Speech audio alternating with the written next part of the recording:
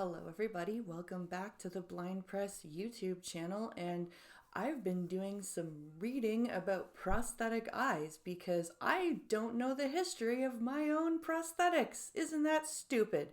But before we get into this, I invite you to subscribe to the channel, hit the like button, and share the video far and wide. And let's get into this. I was just sitting around thinking to myself,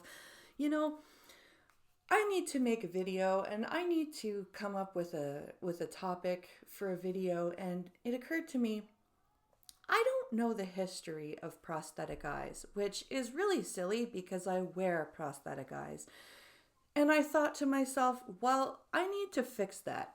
So I did some reading over the weekend, and I'm going to share with you what I learned. I learned that the first evidence of a prosthetic eye was found in an archaeological excavation in Iran, dated to about 2900 to 2800 BC, and it was made of bitumen paste and had a thin layer of gold over it, and the pupil and iris were carved to kind of look like the sun.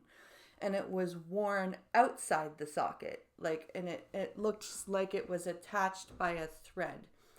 And the thread, I guess, would have been worn around the head, and then the eye would have rested outside the socket. And apparently there's even text in Hebraic text that mentions a woman with an artificial eye. I also learned that Roman and Egyptian priests were making clay eyes, again attached to like strips of cloth that you would wear around your head, and the clay eye would sit outside of your socket. And that was back in 500, like the 500s BC. And so just prosthetics have been around for a long time. They were just worn outside the socket. It was then developed into gold, and then later on glass by the Venetians in the 16th century. And they basically held on to the secret. They were like, no, we're not telling you how this works. We're just gonna blow the eyes. We're gonna blow the glass eyes. We're not gonna tell you how. We're gonna corner the market. And these were very thin shells of glass. They were very easy to break, and these were starting to be worn on the inside of the socket. Parisians really got into the glass blowing of eyes around the late 17th century, early 18th century, and then we start seeing the glass eyes worn inside the socket. We even see like metal scleral shells, like the one that I wear here. This is a scleral shell. It's not a full eye. It covers my natural eye underneath, and that's what they were making. They were making these thin metal shells. But a German doctor, Heiser, or Heinzer or Heis, I can't remember how to pronounce it. He developed the thin glass scleral shell because he said metal lost its shine because of human tears, the salt in human tears. And as we move forward past into the 1900s, we see around the 30s something called PMMA, polymethyl acrylate, or the acrylic.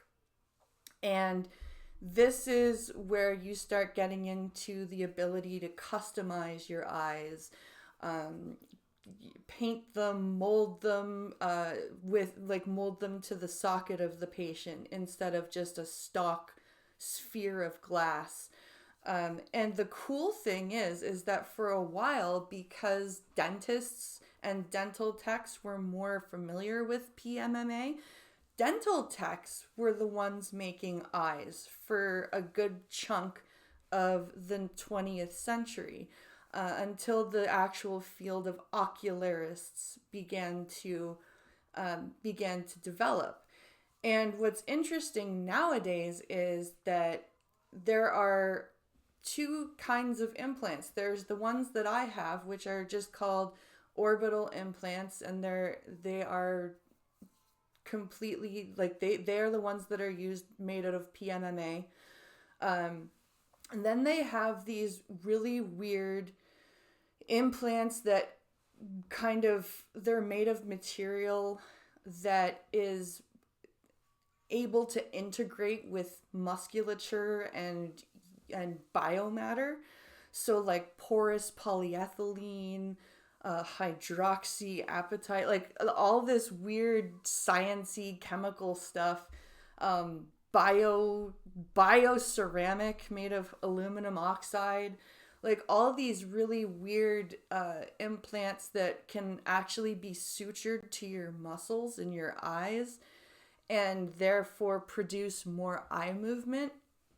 But these run the risk of a lot more of infection, tissue rejection, tissue degradation around the eye. So I think that might be why my family chose to get me the PMMA implants, because these are designated as non-integrated implants.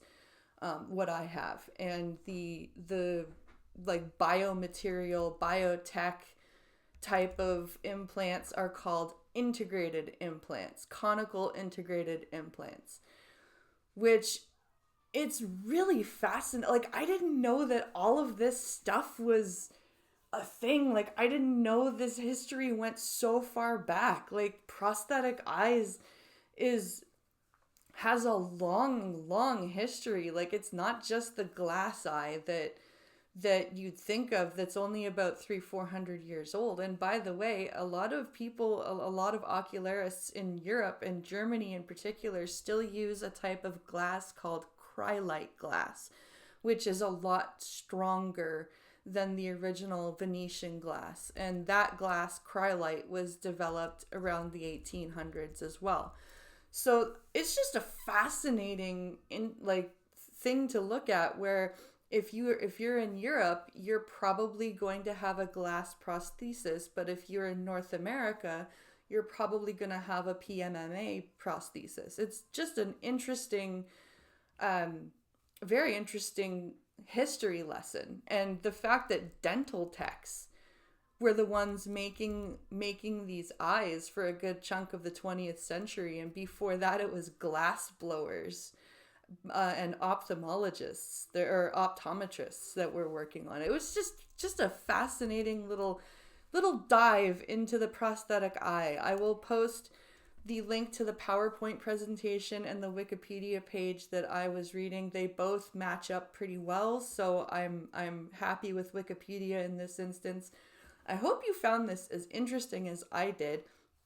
Leave a comment down below and let me know what you thought about this little history lesson. And remember to share this with your friends. Like the channel, like the video, share the channel, subscribe to the channel, click that notification bell. I hope you're having a wonderful Sunday, and I will see you in the next one. Bye, guys.